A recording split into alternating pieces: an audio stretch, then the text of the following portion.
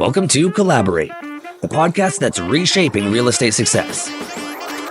Whether you're a new agent striving for your first big win or a seasoned producer ready to break into the top 1%, Collaborate is your gateway to elite strategies, global networks, and industry-changing insights. Each episode delivers actionable advice straight from the top 1% of real estate professionals worldwide.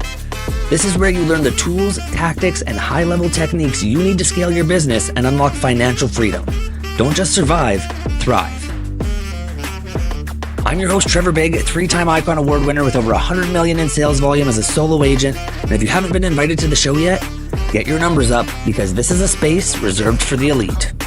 Welcome back to another impactful episode of Collaborate. This is the premier podcast for ambitious agents focused on scaling their business. Today's episode is something pretty special, and that's because we're diving into team leadership and high-performance strategies with none other than Jason Simard.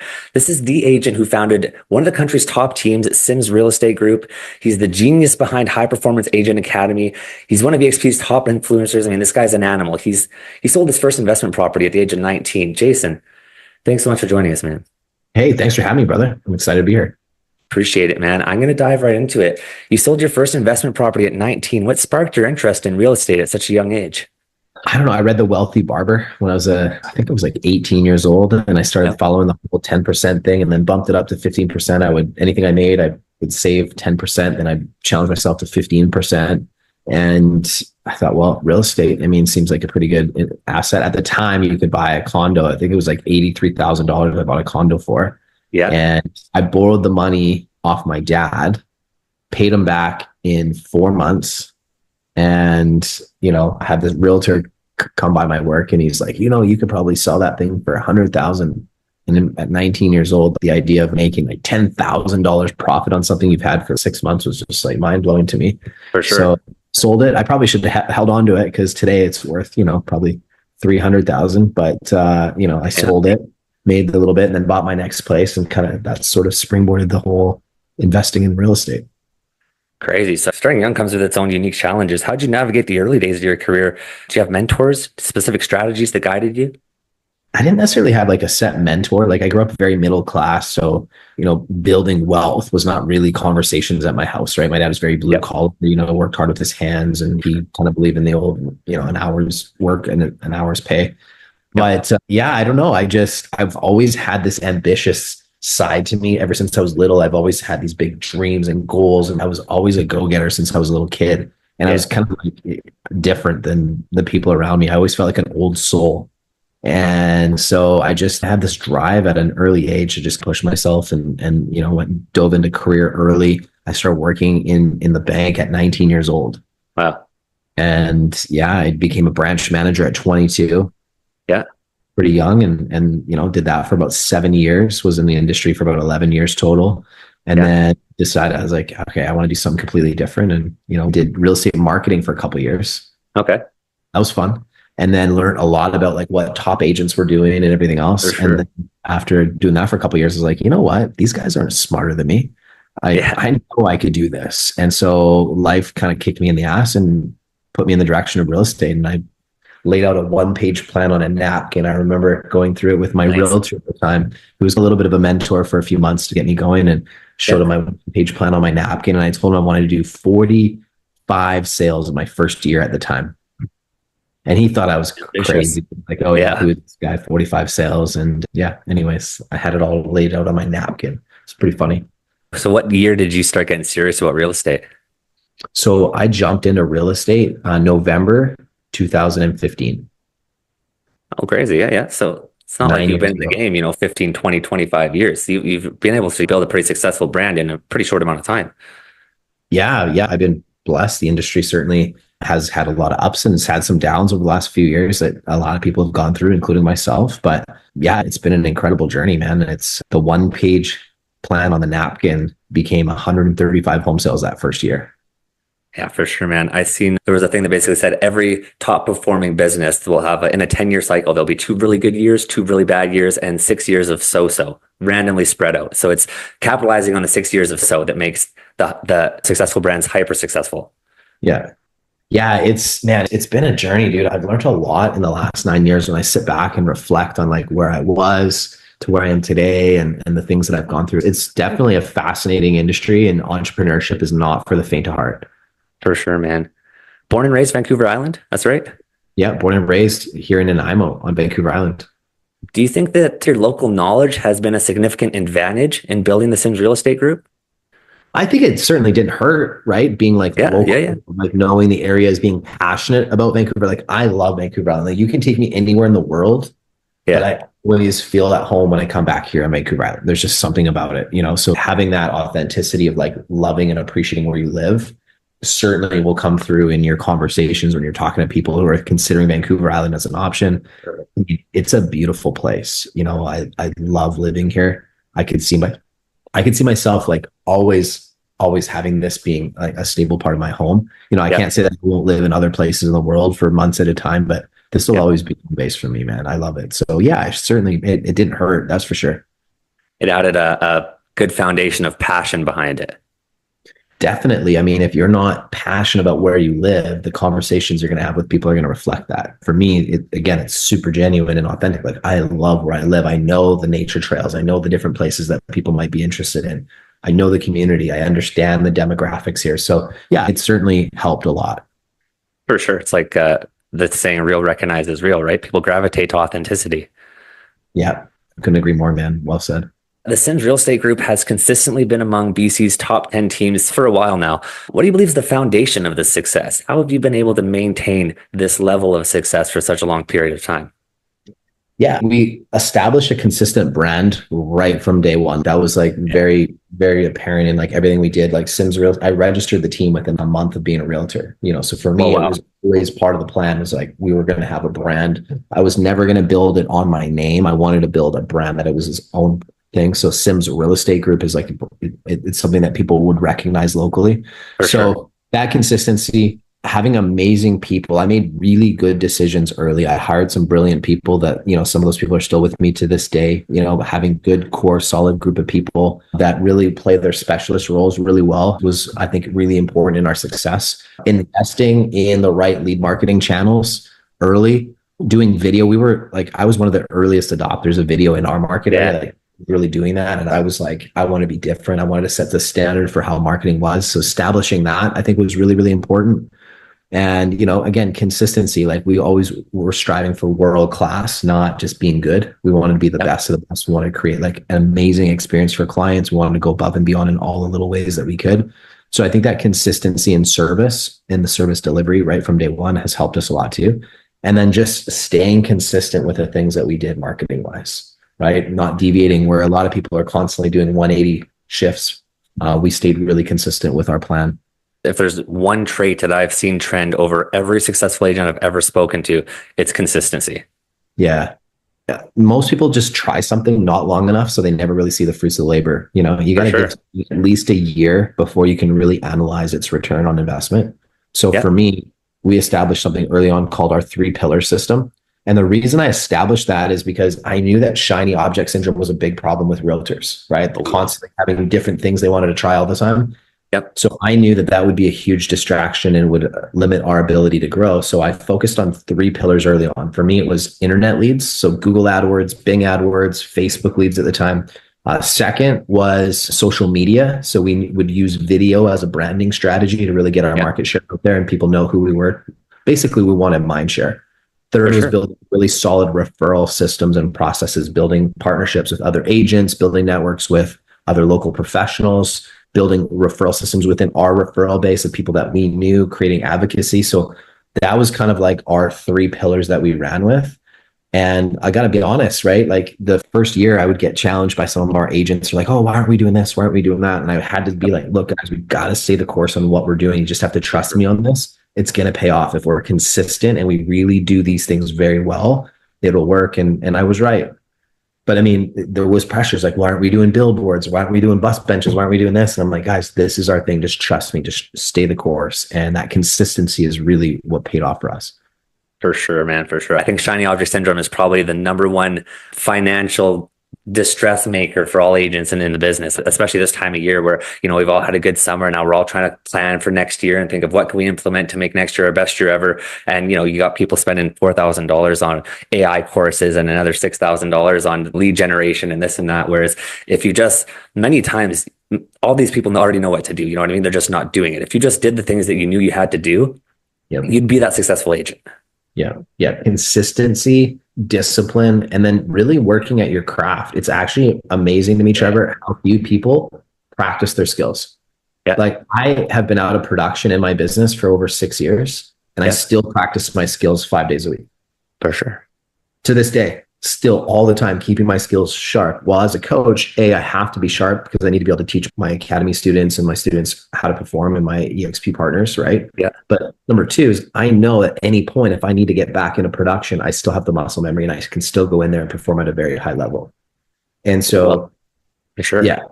It's exactly that. I mean, it's not necessarily always about the fancy stuff. It's about being able to do the basics consistently and at scale.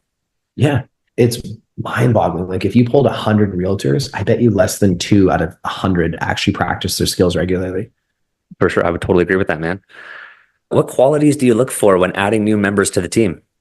Yeah, you know what? For me, it's your track record as a person. It's not necessarily like your fancy degree, or it's how did you approach your previous positions that you held, right? Yep. Like for example, I worked at McDonald's when I was 16 for about 4 months. Yep. And the way I approached McDonald's when I worked there is I wanted to be the fastest burger maker. They used to time you like how long you could take. I got to a point where I can make a big extra in like 21 seconds from start to finish to assembly, right? The only person that was faster than me was the manager who'd been there for like 25 years. But like I came there with pride. I wanted to do a really good job. And I approached every single position that I've ever held with that same mentality. So I look for that. I look for people that have had track records of success in other things. Their mentality. Are they the type of people that point the finger at themselves, or do they blame other people? Right? I don't like to hire the victims. Oh, well, my previous brokerage didn't give me any leads, or it was like, it's always somebody else's fault. It's never their own. Those are the people that I run away from. People that can look in the mirror and say, hey, listen, this is what I did wrong, but here's what I learned from it, or here's what I could have done better. Those are the people that I look for. Self-aware people that can point the finger at themselves and take accountability. Well, for sure, man. And kind of touch on what you said, sales isn't necessarily a numbers game. Sales is a game of skills. You get paid for the amount of skills you bring to the table. And so you've got to back your shit up.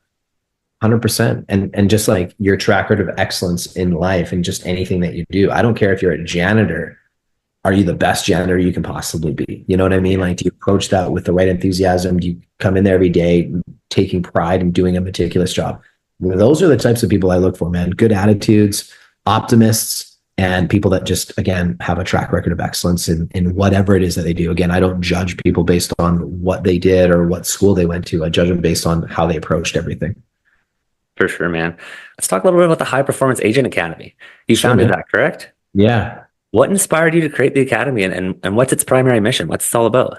Yeah, so good question. Honestly, there's a lot of good information out there. Yeah. There's a lot of information, but there's not a lot of muscle memory building. There's not a lot of people that are actually holding you accountable to implementing the things that you learn.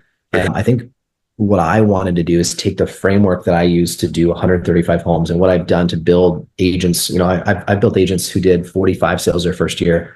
78 sales, 35, 32, 25, 22, 30. Like I've helped people do that using the framework that we built with our team. And I thought, you know what, this would be really valuable to the marketplace because there's a lot of agents out there, whether they're veterans or new to the business, that really don't know how to do the business at a high level. They don't know how to have the conversations. A lot of them just kind of have winged it. And some people have great personalities and can get by on that. But if you really want to become an elite level agent, you really need to master your craft. And what is it that the elite 1% are doing? Well, I was fortunate enough to become an elite 1% in my first year. I had done a lot to prepare for it before that. So taking that knowledge, the trial and error and the things that I've been able to learn through the years and putting that into a system that people can plug into, that they can have that accountability that they need, that they can have the skill practice to develop the muscle memory in their conversations. They can have the systems and processes that they can focus on to ensure that they're delivering world-class results to their clients. I knew that if I could create that same format and system that people could plug into, that I could help elevate the industry and that I could bring the price point of coaching to a point where it was actually affordable.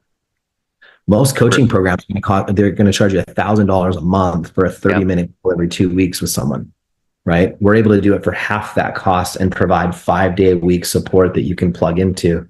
And, it's amazing some of the success stories that we've built from our academy. Like that really fires me up and keeps me motivated to show up every day and continually be in the lab learning and improving myself. Well, I think you nailed it there by saying, being able to deliver a high level coaching at an affordable price, because that's the biggest thing is all these coaching programs are geared towards newer agents or lower producing agents, hence why they're getting into coaching. But then, you look at these newer agents or lower producing agents and they're expected to pay $1,000, $2,000, $3,000 a month for this coaching. And every other top agent tells them, find a mentor, find a coach. But it's hard for these new agents to not have a lot of money coming in and then be expected to spend $3,000 or $4,000 a month on coaching. Yeah, you're 100% right. It's not a cheap cost, but it's the best cost. If you can get the right system, you get the right information, then you can definitely get a lot out of it. Like I've spent hundreds of thousands of dollars in coaching over the years, Trevor. And I can tell you it's made me millions, right? Yeah. So it's been the best investment is investing in me. But for some people, it may be the first time they've ever invested in themselves. And so that $500 a month, $1,000 a month is a lot of money to them. I know that if they take that money and apply what they learn, it's going to come back to them 50x over the coming years. However, for somebody that's never made that investment before, I can empathize that it's scary. Because I remember the first time I struck a check for $5,000 for a coaching program. Yeah, I was like, holy crap, that felt like so much money. For Knowing sure. now, I'm like, that was the best money I could spend. Like that was nothing really. The return I've gotten from that has been, 100x probably. Well, and the scary thing is with jumping into coaching for, I think, a lot of agents is there's no clear ROI. There's no clear return on investment. You know what I mean? There's no clear pay this amount of money and this is what you're going to get out of it, because the return on investment is strictly based off of what you're able to pull out of it, your level of effort, your level of authenticity behind the coaching program. And so I think that's the scariest thing is there's no tangible ROI that reflects this coaching program. You know what I mean? But with what you guys have built, you've got a track record that says, this is how with the agents that we have in place, and this is what they're doing in their first year of business. Yeah. Well, and the nice thing is like you can go spend $50,000 getting an education to go make $70,000 a year at a job, right? For a fraction of that cost, I can teach people to make a healthy, consistent, predictable 6-figure income. Yep. And I've done it hundreds of times, right? But again, if you've never invested in yourself before, it's that whole like, well, I don't know if it's for sure going to work. It's like, I know it will work if you actually implement it, if you actually put in the work. It's never not worked ever for anybody that's stuck with something that I've done that has implemented. But the hard thing is sometimes people have limiting beliefs. Sometimes people get in their own ways. They get caught in this shiny object syndrome and they don't really go all in on whatever it is that they invested in. And sometimes as a coach, that's the hardest part. But man, the people that can really lean in and focus and follow the systems and roadmaps, there's some incredible coaching programs. We're one of many good coaching programs out there. But I really had analyzed all the different coaching programs that I've been through, and a lot of them lacked the muscle memory building, so the skill practice, and a lot of them lacked the accountability. So there's a lot of great information, but there was nothing to make sure it became muscle memory. Like I can teach you a dialogue today, I could teach you a script, but if you don't practice it, where it becomes muscle memory to you, you'll never use it when it comes to a real life scenario.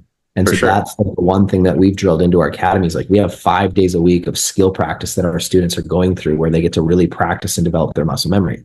Well, what we notice is within like a few months, their knowledge level goes through the roof. Their skill level goes through the roof because they've actually put in the reps. Because you can't become good at anything without some practice. It's just the way we're built as humans. Well, and in high pressure scenarios, you're built to revert back to your habits because that's where your comfort level is. And so if you can turn your habits into now the scripts that you've practiced 100 times or the thing that you've been doing 5 days a week, then now in high pressure scenarios, you're going to revert back to the muscle memory that you've been working on. Yeah. And that's why the best athletes in the world are drilling the most basic drills consistently, right? Doing things thousands and thousands of times, because that's literally what they need to do. So that when it comes to like game time, it's just an automatic, it's just a muscle memory reaction at that point. And that's really the same kind of fundamentals that we try to take to our coaching program, is understanding how humans really learn. And it's listening, implementing, and then having the right accountability infrastructure where they can go and actually implement it. Is there a particular skill or mindset you focus on building in new agents? Yeah. So we don't just work with new agents, but with new agents, like you have to, so here's the number one thing. You have to believe you're a top agent before you get there. you have to have that belief first. So like, here's a success. I'll give you a little success blueprint that's like foolproof. First thing is you have to believe whatever it is that you want to achieve first. You have to believe that. Second, you have to behave like you're that person already. Yep. So for me, when I started in real estate, I in my head was already a top performer. I acted like a top performer. Everything in my mind and my belief was I was a top performer. My second thing that I did is I did the actions of a top performer. I made sure I outworked everybody. Yeah. I was having a minimum of 20 proactive conversations every day, sending a minimum of 30 text messages, 30 bomb videos every day. Like I took massive levels of action and I was super consistent about that. And then the third secret to long-term success is you have to be patient and you have to give it time. So believe it first. Second, put the actions and behave like you're that person already. And then third, give it time. And it's incredible the transformation that can happen with anybody that can follow those three principles. But you cannot ever achieve anything if you don't believe it first. Think about all the great businesses, all the great inventions that are out there. It all started with one person who believed it was possible before it even happened. And so the hard thing is like when you believe something that's so big, like when I told people my goal in my first year, so many people thought it was crazy and ridiculous and right. But I believed it. I truly believed it. And I knew that I was willing to put the actions behind it. And if I just gave it enough time that I would whoop all these guys. Like I just knew I just had to stay the course in that. But it started with me believing it. And I had to handle some ridicule. There's people who are like, who is this guy? I had my Britney Spears sit on. I'm pacing the hallways of my Remax office at the time with a thin being young too. I was young. Yeah. Like I was like early 30s, right? Who's this guy? Hired an assistant in my first month. People thought that was crazy, but I believed this in my head before I started it. And I would tell anybody, you have to fix this first, then put the actions in behind it, and then just be patient. Patience is like something that a lot of people struggle with. Yeah. But like you can't fail if you don't give up long enough. And you know this from like training. Like, dude, I just saw you in Miami. You look fucking great. But I also know there's a lot of work that goes in behind that. There's a lot of consistency, right? There's making good choices when it comes to the kitchen. There's showing up regularly, putting in the work. And it takes time. You can't just go from not working out to being like, looking like you should be on a stage in a week or 6 weeks or 6 months. It's going to take years to get there. It's the same thing with business. If you like really thought of your business over 5 years, 10 years, instead of 6 months or 12 months, you would make different decisions and you would relax and you would just focus on the consistency. And I think that's something that people struggle with. Well, for sure. I think everybody needs to understand that the success you're looking for is going to be a lot harder than you think, and it's going to take a lot longer. Yep. And listen, it's okay. Everybody's journey is a little bit different. Like, yeah, I had this like crazy first year that people talk about, but what you don't know is all the heartaches and the hardships I went through before that. Right. Yeah. There's a lot that I went through. I was at a rock bottom point when I got into real estate. Like for me, it was burn the boats. There was no other option. It's I succeed or I die trying. That's it. Like there was nothing else. I had a third kid on the way, Trevor, at that time. Yeah. I had to make it happen. And I was minus $80,000 in the hole. So you can imagine how low of a point I felt at that point. But I believed in myself so much. I was like, you know what? I'm going to go all in for the first time in my life. I shattered the golden handcuffs that I had. And I just went all in. And for once in my life, I felt very free. I was like, you know what? This is all going to depend on me. And here's the cool thing, man. We're all in this life and it's basically a video game and we're all going to die. There's no getting out of it. So I'm already in this game. I might as well go out there and push myself to the limits and find out what I'm made of. Because one day I'm going to sit on my deathbed and I'm going to get to reflect on my life. And I don't want to ever have regret thinking that I could have done more. For sure. And I think everybody uses the fact that they don't have what they need to get started. And that's what they use as their crutch to get started. But if you're starting with nothing, then flip the script. You've got nothing to lose.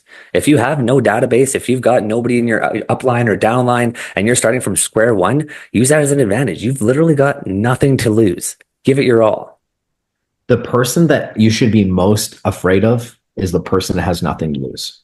Because the person has everything to lose, they play different, right? They're trying to hold on to things. They play tight. Whereas like when you have nothing, you just like can just go and be free. And that's the thing. By hitting rock bottom, it was actually the best thing that ever happened to me because it allowed me to realize, hey, listen, I didn't starve. I still have my faculties. I still have all my experiences. Now there's no holding on. I used to hold on to my little 6-figure net worth that I built in my 20s and, you know, like was always worried about, oh my God, what if this happened? And then, you know what, when you lose it all, you're kind of just like, okay, well, I'm still here. I still have my faculties. I'll tell you a quick story. I remember sitting in my parents' living room and my dad saying to me, he's like, you have nothing to show for your whole adult life except for your kids. Basically calling me a loser in that moment. And you know what? I remember saying to him, you know what? You're right. However, the one thing I have is I have my experience and my skills, and I'm going to use that, and I'm going to come back stronger than I've ever been. Watch. Instead of talking, I just went and took the massive actions. I then made a decision that day. I was like, you know what? I'm not playing safe anymore. I'm just going after it, and I'm going to go hard. And it was the most humbling and freeing moment all at the same time. Yeah, man. I got married 2018. I got into real estate 2019. So first year real estate 2019, got divorced end of 2019, pandemic hit 2020. So I've now lost wife and house and furniture and everything. I found a basement suite, grabbed my truck and my clothes and did that. And then I ended up so I was diamond drilling before real estate, which is kind of wild, up in Hyder, Alaska. And I did that for a lot of years. And the shifts were 30 days on and 10 days off, usually 7 days off, but sometimes 10 if there was flights or whatever. But 30 days straight, 12 hours, 14-hour days, no matter what. You worked every single day. You got home, you had a few days off, you went back to work. And so when I got into real estate, I realized that a lot of realtors, and not to throw shade at anybody, but a lot of realtors in my community anyways, were for lack of better terms, lazy. I get to the office and I'm used to working, 12-hour, 14-hour days every single day, 30 days straight. There's no stopping me, right? Whereas I get to the office and they're just starting their coffee at 9 a.m. and going for hot girl walks to Starbucks and, the lolly of whereas when I got into it, I put in the same hours that I was doing diamond drilling, man. I worked 12, 14-hour days for 30, 40, 50 days straight. You couldn't outwork me. I was putting in more hours. There's no way that you could beat me because I was doubling what you were doing in a day. And so I think that's a big one is it's going to be hard work, but fucking get after it. Yeah, dude, you nailed it, man. Like it's all about time. Like the more time you put at your craft and the better and the more skilled you become at your craft, the better you're going to do. And the bar's not that high. See, most people are like, oh my God, there's like 5,000 realtors in my market. It's like, no, there's probably like 100 realtors, 50 realtors that you really need to focus on because like for sure, immediately, if you just show up with a full-time work ethic, you already have beat 4,900 agents. So now you really have 100 agents that you're really competing with. And then really, if you can just stay consistent and disciplined and work your skills, now you're going to be in the top, like you're going to be competing with the top 10%. And then you just give it enough time and that's how you get that top spot. But like literally it's just understanding that like the bar is very low in our industry. The elite do things differently. I can tell you they practice their skills. I can tell you they have systems. I can tell you they've really focused on marketing properly. They're very proactive in their systems and they have leverage. Once you learn that, you realize there's no rocket science in what we do. It's about picking what you're going to do and then really delivering on that and becoming the best of the best. You're better to become a specialist than a jack of all trades, master of none. That's one thing. Said. Big time. Yeah, absolutely. Like dilute themselves. And I'm telling you, that's the worst thing you can do. I've made the mistake of diluting myself. And by diluting myself, I realized, man, I'm not doing anything great anymore. What's going on? So I went back to really focusing on what is it that I do exceptionally well. Yeah. And that's why our high performance academy coaching is designed the way that it is. It's like, it's exactly what we do best, man. We are the best at skills training agents, teaching them processes and systems that will make them world-class. And we stick to that.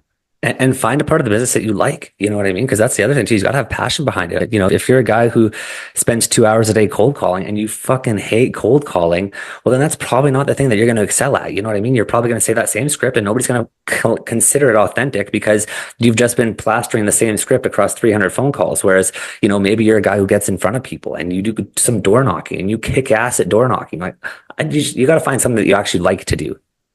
Completely agree, man. And this is why I always tell people like, the way I build my business isn't necessarily how you should build yours.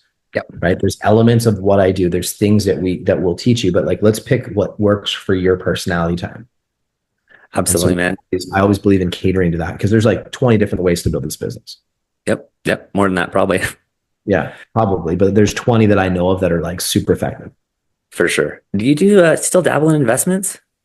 I still dabble in a bit of investments. Yeah, for sure. I'm pretty boring. I invest in things that I understand. So like I have a private equity fund that I invest in that pays a 4% dividend every month that I love. And it's been probably doing 10, 12% returns consistently. They own a bunch of apartment buildings and student housing and things like that. That's it. Like pretty boring, man. I invest in EXP stock at the brokerage that I'm at. Still do some property investing though? Real estate here and there? I own 4 properties, but analyze like where have I made the most money? It's always been in myself and my businesses. Like my real estate's nice, but it's like, is it a big money maker? The appreciation's been nice. I've been able to do that and use that. But like really the money I've made that's been the best for me is honestly in myself, my businesses and focusing on me. I've never made more money than when I've really invested in myself. Yeah, well, then makes sense. Why spend any extra time buying real estate when all of your money is coming from this, right? Yeah. I mean, I've diversified my businesses. So I have, 7 different streams of income that I'm lucky to make money from, but it's all been invested in me. And it's all really built on the one foundation, which was like being an exceptional agent, doing like real estate at a very, very high level. And then everything is kind of spring off of that. What advice would you give to agents looking to build a high performance team like the Sims Real Estate Group? Well, first off, I would say if you're building a team, if I was to rebuild a team today, I might not necessarily build the whole 50-50 model business and the high costs of running a team. Because when there's volatility in the economy and you go through like a severe bout of inflation, it's not the funnest time, man. There was moments in the last few years where I'll be honest with you, we were grossing great money, but I lost hundreds of thousands of dollars as the business owner. Why? Well, I was paying people so well. I brought all these people in that I cared about, and I started looking at costs, and I started realizing like I'm spending $1.10 to make $1. That doesn't make sense. Yeah. And although we were performing really, really well, I'm like, God, there's got to be a better way. So if I was to like be an agent and I was building a team today, I'd keep it simple. Okay. I'd hire an assistant to handle the administrative side of the business. They could probably do transaction coordination and listing coordination for me. Right. So let's just say I'm a brand agent. I would find a licensed agent. I would pay them a salary and I would give them bonuses on deals, and we would work files together. I would teach them the same systems that I follow, right? We would work files together, but they would be out being my leverage showing properties. We would do joint consultations. They would do showing properties. I would write and negotiate the contracts. I'd take care of them where they could earn a good living and not have the stresses and headaches and the inconsistencies of real estate. Right. Sure. So it's the right personality types that like really want stability and aren't big risk takers, but are amazing with clients. And then that would free up a lot of my time to do more of the prospecting, content creation to help drive the brand. And then eventually my next hire would be I'd hire another agent who I would pay a salary and bonus and give them like a nice lifestyle as well. And then have them help me on the listing side.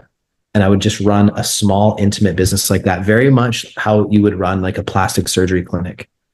So if you were a plastic surgeon, you would have a nurse that would help with patient care. You would have a receptionist that would help with onboarding of clients, handling the calls. And then your job would be doing consultations with your patients, doing your follow-ups in your surgery, and then, really content creation, making sure that you're driving the marketing side, make sure that your brand is out there. And actually the business building activities. Yes. Stay in the zone where you make the highest impact on your business. For sure. So by running a business like that, you're going to keep a better margin. You have way better margins. It's a lot less stressful, and you have higher quality standards that you can run because now you have employees that you can set to standards and you can make sure that they're doing certain activities, that they're showing up at certain times. Managing independent contractors, Trevor, is not always the easiest thing in the world. I'll be honest with you.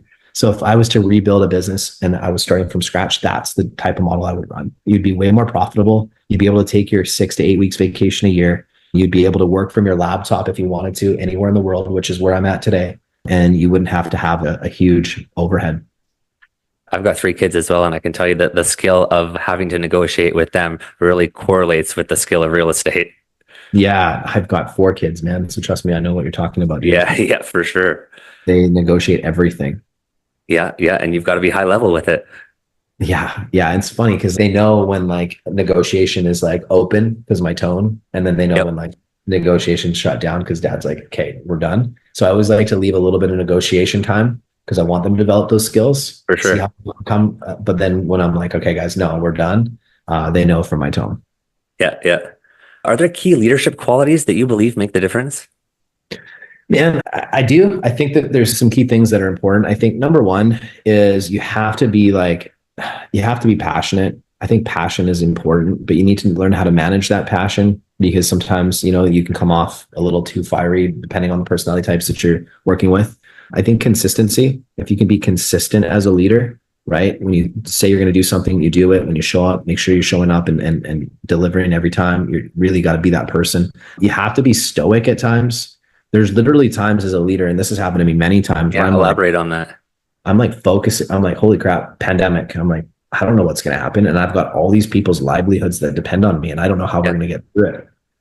But I just have to like steady the ship and just make sure nobody sees me break, and just say, you know what, guys, we're going to get through this. Here's what we're going to do, and come up with a plan on the spot. Like just literally come up with a plan and just say, let's execute on this and keep everybody focused. Over the last few years, like there's times where I'm losing hundreds of thousands of dollars. Yeah. Right. To keep the business afloat, just because, again, costs are out of control. Markets really dropped. We're performing well relative to the market, but the market's down 25%. Things are stalled out. People don't have the same affordability. It's a scary time.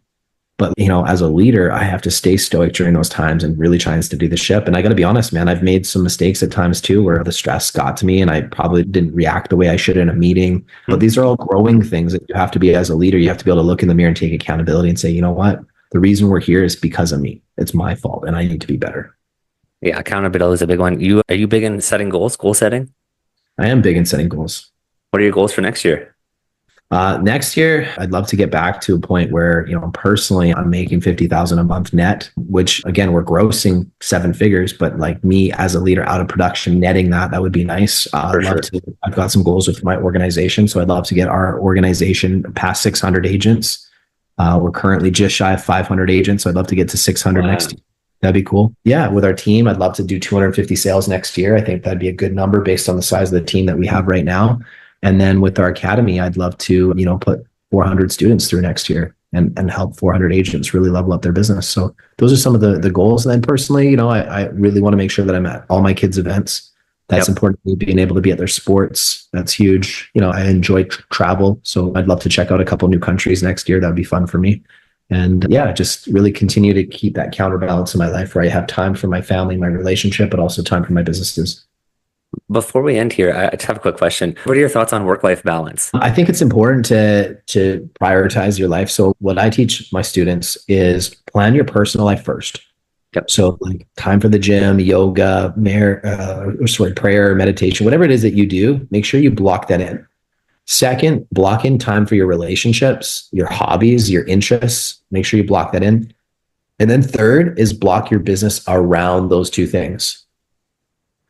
Most people get it wrong. Most people will block business in, and then whatever's left over, they'll dedicate to whatever's left. But what happens is you can work 24/7. Like if you don't actually set kind of parameters around your business at all, you literally just work all the time. Your health will decline.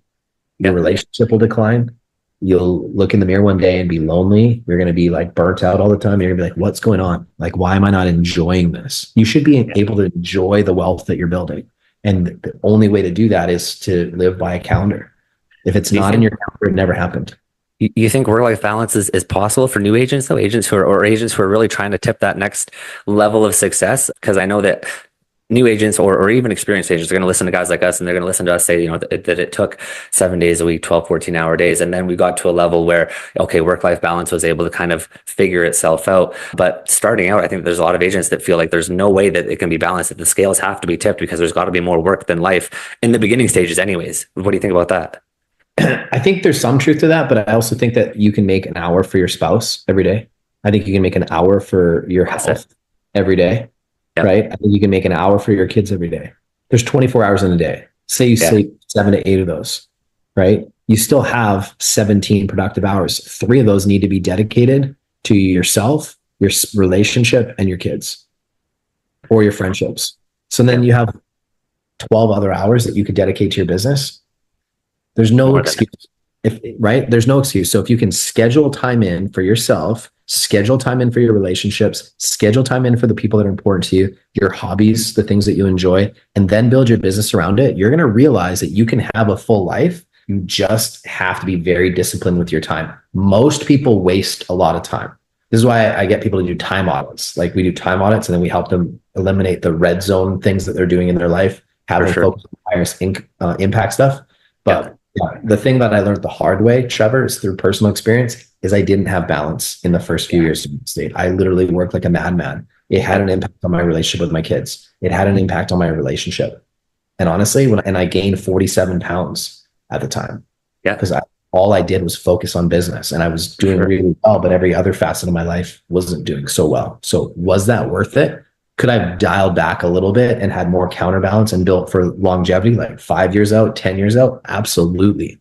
Yep. And so learning the hard way myself, I would say, yeah, it's possible to have counterbalance for sure. Yeah, that's my work ethic in the first couple of years is the main reason why I could not convince my wife to come over to real estate, because she said she's seen me working, 12, 14-hour days, weekends, evenings, answering phone calls at all hours of whatever time. And she basically sat me down and said, there's no possible way we can both be doing this. One of us has to be a parent here. Yeah. And honestly, it's probably better that way. If you can have somebody who can really like lock down the home front, say in this case is your wife, and she can help with the kids, and then you can go and focus on what you do. That's great. Biggest thing though, don't lose sight of making time for her, making time for the kids. Like block it in your schedule. Treat it the same way you would a listing appointment. Date nights. Go on a date night once a week with your wife. Literally block it in for 2 hours. Have your phone calls handled by somebody else. Turn your phone off for 2 hours and dedicate that to your spouse. Give them something to look forward to. Give them access to your calendar where they can see where there's times that they can block in. Hey, you know what? We need to have this couple of hours for you to spend time with the kids. Like the more you communicate with your spouse and the more you're open and transparent about what you're doing, you'll start finding ways that you can make time for things that are important. But the deals are always going to be there, man. You just got to understand your family and your kids, they're only going to be young for so long, dude. Trust me. Like I've learned this the hard way. For sure. My 16-year-old is 16 now. I look at him, he's bigger than me. I'm like, holy crap, what happened? Like I barely get any time with him now because he's 16, he's doing his own thing. And about my little kids, I'm like, damn, I got to really make sure that I'm making quality time with him, because I will never get it back. And I'll never sit on my deathbed, dude, and think about all the deals that I did ever. Yeah.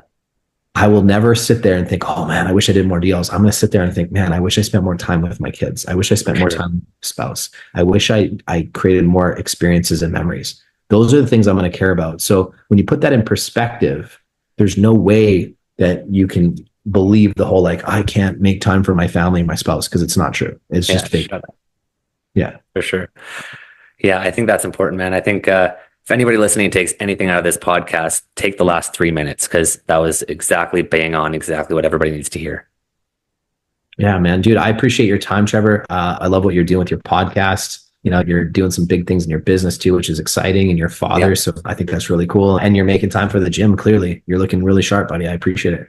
Appreciate it, man. But like you said, it's not an overnight thing. I meet so many people. They're like, "Oh, your dad must be huge, or it must be nice, right?" Couldn't imagine being in that kind of shape. But nobody understands that I've been waking up at 4 a.m. for like the past 6 years, and I've been putting in 2 hours every single day. I'm eating cottage cheese because it's high protein, and then I've got an omelet I have for lunch. Like, it's fucking work, man. But nobody sees the work. Everybody always sees the trophies. Nobody sees the time when you spent on the track. Yeah, and that's gold. I think that's a perfect way to end this, right? What people don't see is, like, when you see that Olympian with a gold medal with tears coming down their eyes. Yeah. Because they're thinking back to all the sacrifices and everything that went into getting to that moment. Because it's not even about the achievement really at that point. It's about, like, really everything that they went through to get to that point.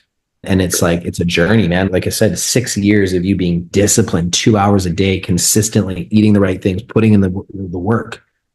And look where you are. But if we saw your photos from 6 years ago, you probably looked a lot different. Little different. That's right. Yeah.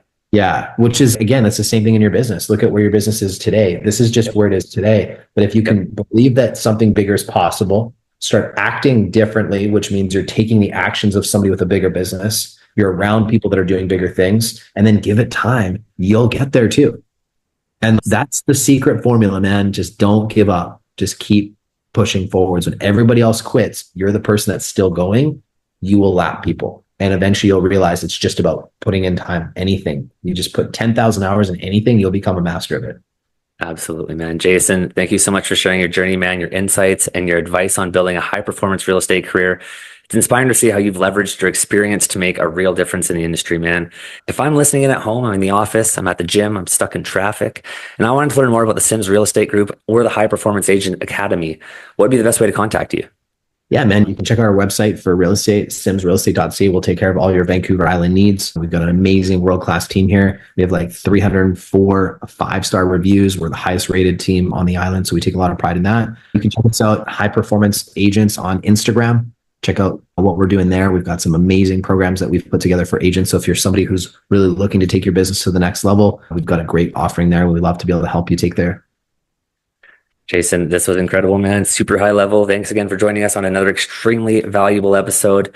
Don't forget, this is where the top 1% are delivering actionable steps that you can apply to your business today. Join us next time for more valuable conversations with the global's industry leaders. Thanks, Trevor. Appreciate you, brother. Thanks for tuning in to Collaborate, where we're not just talking about success, we're building it. If you found value in today's episode, make sure to subscribe and never miss out on the insights that could take your real estate career to the next level. And remember, this is a space for the elite. If you're ready to level up and become part of a global network of top performing agents, join us at the Global Group for exclusive tools, resources, and opportunities to collaborate with the best in the business.